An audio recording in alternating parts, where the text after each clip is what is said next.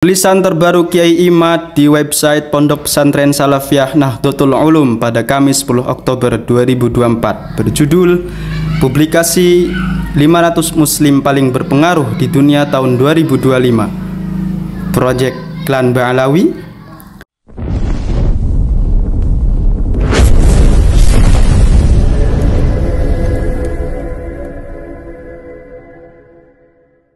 Setiap tahun kita disuguhkan publikasi The Muslim atau 500 tokoh muslim paling berpengaruh di dunia.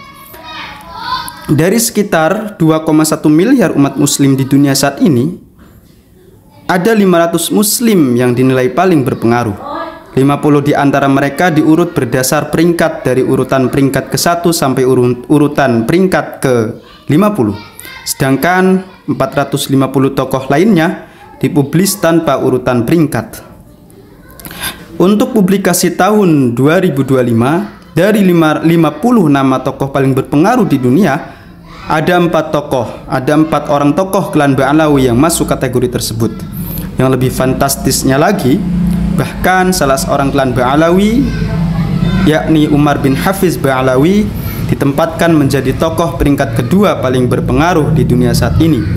Selain nama Umar bin Hafiz di atas, ada nama lain seperti Ali Zainal Abidin Al-Jufri Ba'alawi, Lutfi bin Yahya Ba'alawi, dan Muhammad Naqib Al-Attas yang masuk kategori 50 tokoh paling berpengaruh di dunia. Pertanyaannya kemudian, lembaga apa yang melakukan penilaian itu? Siapa saja individu-individu yang terlibat dalam lembaga itu? Apa neraca yang digunakan lembaga itu untuk mengukur ketokohan 500 tokoh itu? Setelah penulis telusuri, publikasi dan penilaian itu dilakukan oleh sebuah lembaga penelitian independen non-pemerintah atau lembaga swadaya pemerintah LSM yang bernama Royal Islamic Strategic Studies Center. Lembaga ini berafiliasi kepada lembaga Royal Al-Bait Institute for Islamic Thought atau Institut Pemikiran Islam Royal Al-Bait yang berkantor pusat di Amman, ibu kota kerajaan Jordania. Tokoh-tokoh lembaga ini adalah Pangeran El Hassan bin Talal, seorang pendiri Yordania, Prof. Zuweilei dari Cina, Dr. Yosef Eb Lombard dari AS, Dr. Sajjad H. Rizvi dari Inggris, Dr. Taibah Hasan Sharif dari Sudan, Dr. Ahmad Shauki Ben dari Maroko, Prof. Aiman Fuad Sayyid dari Mesir, Dr. Kaner Dagli dari Turki, Dr. Muhammad Sammak dari Lebanon, Sheikh Moiz Wajeh Zaki Mas'ud dari Mesir, Prof.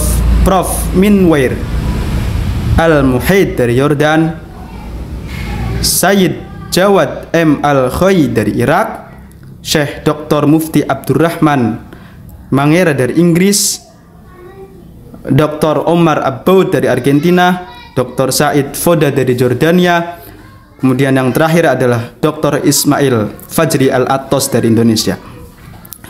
Selain Fajri Al-Attas yang masuk dalam 15 aktivis rekanan lembaga Royal Al-Bait Institute for Islamic Thought tersebut, terdapat 85 orang yang disebut sebagai aktivis rekanan senior lembaga tersebut, yang banyak diisi oleh klan Ba'alawi, yang diantaranya Lutfi bin Yahya Ba'alawi Indonesia, Ali Zainal Abidin Al-Jufri Ba'alawi dari Yaman, Muhammad Al-Attas Ba'alawi dari Malaysia, Hasan As-Segaf dari Jordania, Abdullah Fad'ak Ba'alawi dari KSA, dan Umar bin Hafiz dari Yaman. Apakah ada korelasi antara masuknya 4 orang klan Ba'alawi sebagai 50 tokoh muslim yang paling berpengaruh di dunia tersebut dengan banyaknya aktivis rekanan lembaga tersebut yang diisi oleh klan Ba'alawi? Mungkin jawaban seperti itu bisa dijawab masing-masing pembaca. Berdasarkan pengakuan lembaga Royal Islamic Strategic Studies Center mengatakan, publikasi ini bertujuan untuk memastikan pengaruh yang dimiliki beberapa muslim terhadap komunitas. Pengaruhnya adalah setiap orang yang memiliki kekuatan baik secara budaya, ideologis, finansial, politik atau lainnya untuk membuat perubahan yang akan berdampak signifikan pada dunia muslim atau seorang muslim. Menurut lembaga ini, cara mengukur pengaruh ini tentu saja merupakan aspek yang paling menantang dari publikasi ini dan aspek yang paling banyak menimbulkan perbedaan pendapat.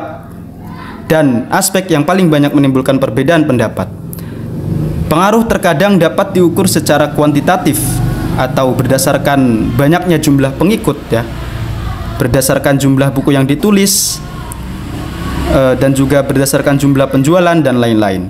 Tetapi lebih sering hal itu bukanlah sesuatu yang dapat diukur secara kuantitatif dan lebih terkait dengan efek kualitatif dan berkelanjutan dari pengaruh tersebut. Kombinasi metrik sosial, opini publik, kami mengadakan pendaftaran terbuka selama sebulan untuk nominasi setiap tahun dan semua saran dipertimbangkan. Dan opini ahli merupakan dasar dari upaya ini untuk mengukur pengaruh. Pencapaian seumur hidup diberi bobot lebih. Pencapaian seumur hidup diberi bobot lebih besar daripada pencapaian dalam tahun berjalan. Dari apa yang dipaparkan lembaga tersebut, dapat kita kritisi apakah lembaga ini mempublis seluruh saran yang masuk dan siapa saja orang yang mengirimnya, lalu tokoh siapa saja yang disarankan.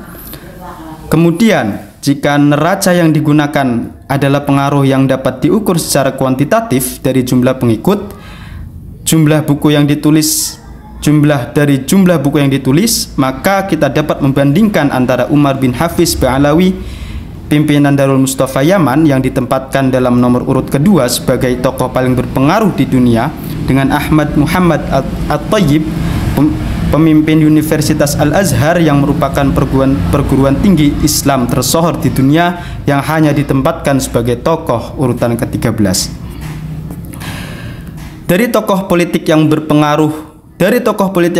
berpengaruh juga kita bisa mengkritisi apa indikator Raja Abdullah Yordan ditempatkan sebagai tokoh pertama muslim paling berpengaruh di dunia. Apakah dari jumlah penduduk atau dari peran internasionalnya dalam kancah geopolitik dunia? Bagaimana rasio perbandingan misalnya jika ia dibandingkan dengan Tayyip Erdogan dari Turki? Jordan hanya berpenduduk 11 juta jiwa dan Turki yang berjumlah penduduk 80 juta jiwa. Kita bisa mengetahui bagaimana peran Raja Jordan dan Erdogan dalam kancah geopolitik dunia.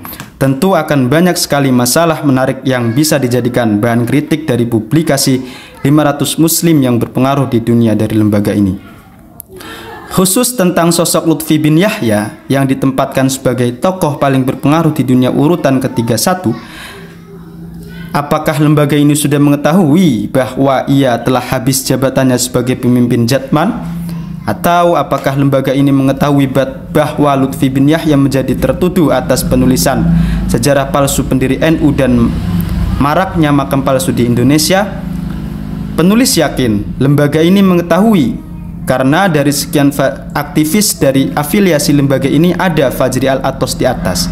Bahkan Lutfi bin Yahya sendiri masuk ke dalam rekan senior dari afiliasi lembaga ini.